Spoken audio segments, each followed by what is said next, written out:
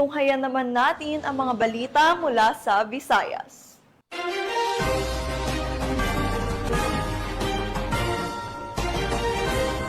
Sa patuloy na advokasya ng pulisya para sa pampublikong kalusugan at voluntaryong paglilingkod, nagsagawa ng bloodletting activity ang Regional Medical and Dental Unit 7 upang makalikom ng sapat na supply ng dugo para sa mga nangangailangan, habang pinapalaganap ang kamalayan ukol sa kahalagahan ng donasyon ng dugo bilang gawaing makabayan at makatao.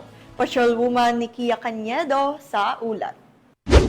Kasalukuyang isinasagawa ang bloodletting activity ng RMDO 7 sa Camp Sotero, Cabahog, Cebu City nito lamang ika-15 ng Hulyo taong kasalukuyan. Pinangunahan ang nasabing aktibidad ni Police Lieutenant Colonel Marilyn Ignacio, officer in charge. Each of you has chosen to give not just a part of yourself, but a chance, an opportunity for someone out there to keep living, to keep hoping, and to keep fighting.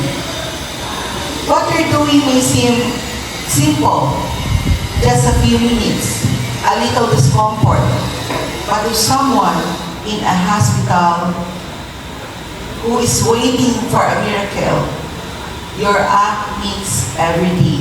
Katuwang ang Department of Health Region 7, knowing that your simple act could save someone's life brings a sense of fulfillment. Thank you, not just for showing up, but also for choosing to care.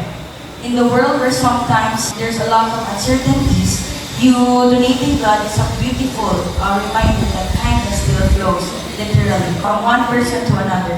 at mga sponsor gaya ng 7-Eleven, Activation Machine Incorporated at Calbe International.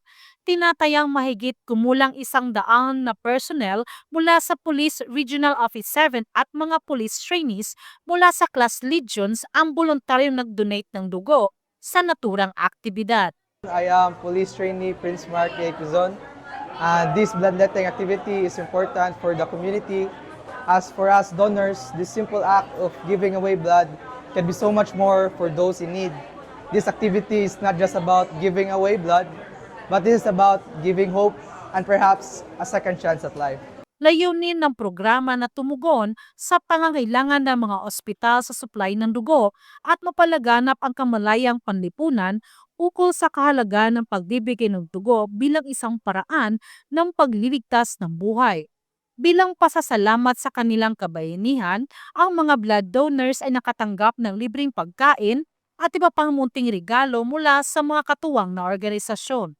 Ang Dugo Mo, Buhay Ko ay isa lamang sa mga inisyatibo ng RMDO 7 na nagpapakita ng malasakit at pagkakaisa ng kapulisan at komunidad sa pagtugon sa mga pangangailangang pangkalusugan. Each drop of blood donated today is a gift of life, a powerful reminder that through simple acts, we can profoundly impact others in our community.